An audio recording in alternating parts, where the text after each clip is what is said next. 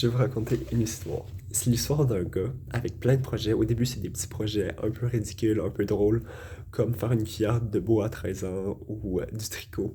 Puis, à 14-15 ans, il décide d'écrire. Il décide d'écrire un livre. Il écrit. Puis quand ça devient trop difficile, quand il manque d'inspiration, il décide en parallèle d'apprendre la programmation où est-ce qu'il remplit des cahiers de notes, au moins 4 cahiers de notes remplis de notes de programmation parce qu'il apprend de manière autodidacte.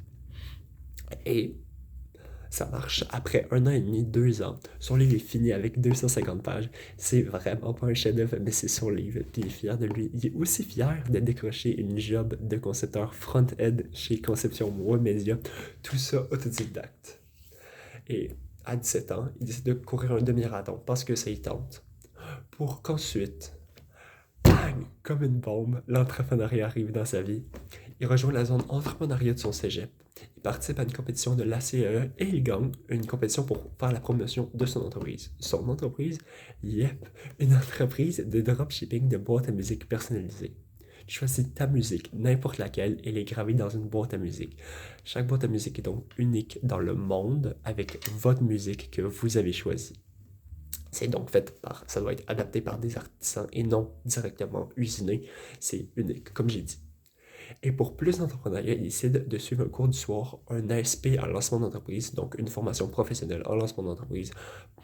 En parallèle, il trouve un job de vendeur chez Tanguy. Il découvre le monde, la vente, la négociation, puis il est fasciné par l'écoute active. Il utilise les théories de l'écoute active tout le temps dans sa vie. Puis, il y a cet événement, celui qui change tout. Il rencontre une professeure d'art, une prof avec un projet, une entreprise, les jeunes artistes. Il décide de l'aider. Et son énergie, les étoiles dans ses yeux, ça le marque à jamais. Donc, le petit écrivain décide, il a maintenant un rêve. Son rêve, c'est d'aider une personne comme elle. Quelqu'un qui a un projet, une vision, une entreprise. C'est pour ça qu'il décide d'aller à HEC. Pour trouver la personne et l'aider. C'est pour ça qu'il postule à la base entrepreneuriale du HEC pour le parcours connexion. Parce que le parcours connexion, c'est son rêve. Et ce gars-là, c'est moi, Laurent. Voici le premier livre que j'ai écrit. Le 250 pages. Voici le dernier livre que j'ai écrit, que vous pouvez acheter sur Amazon, Praising Hatred.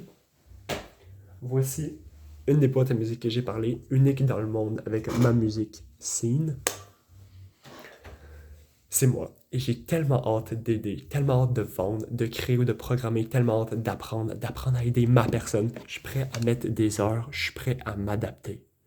Je suis prêt à devenir la personne idéale pour ma personne idéale. C'est mon rêve. Je veux aider.